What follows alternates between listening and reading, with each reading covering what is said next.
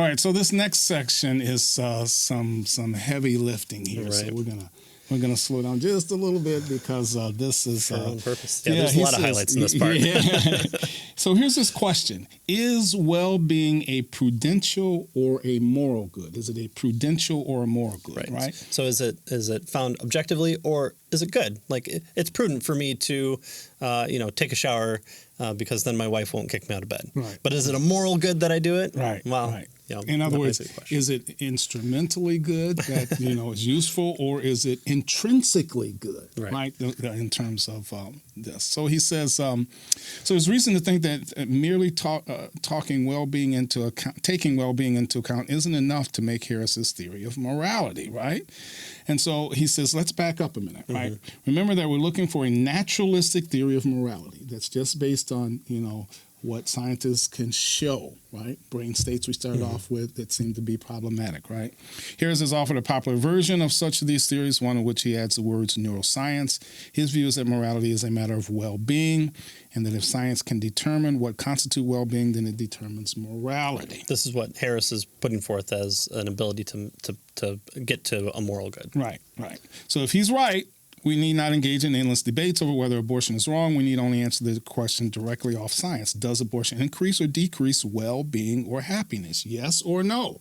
And, we can tell whether or not it is morally right or not. We don't have to fight over it.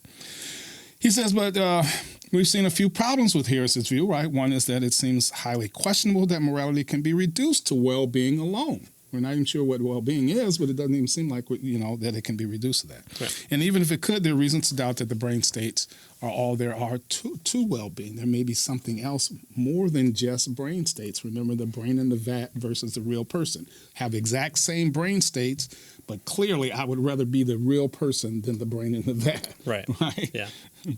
He says, furthermore, we've seen that Harris's theory places cats and naked mole rats within our moral circle. Right. So there you have it.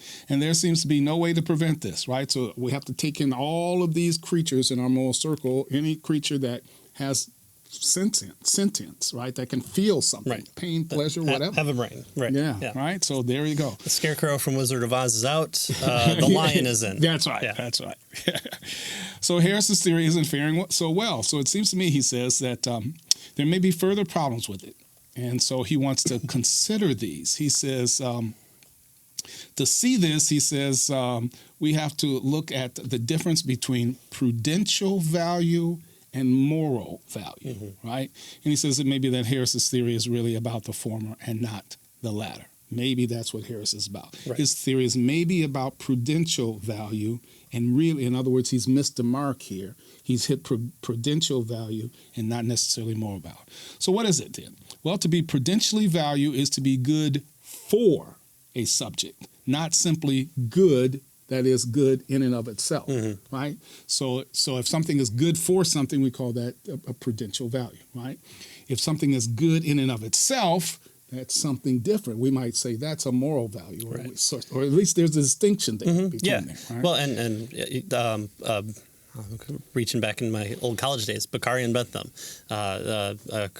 crime is there because everyone wants to maximize pleasure, minimize pain.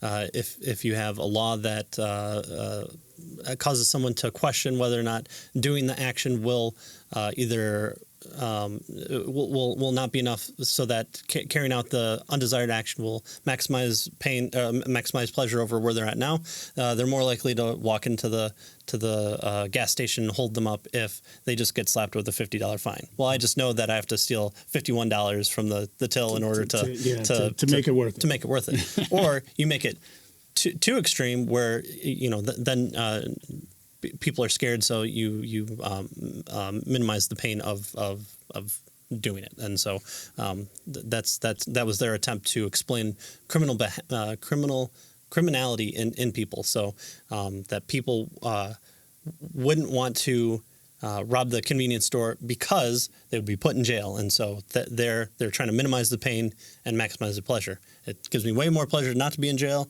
It causes me great pain to be in jail. So therefore, that's why I don't engage in criminal activity of that kind. Right.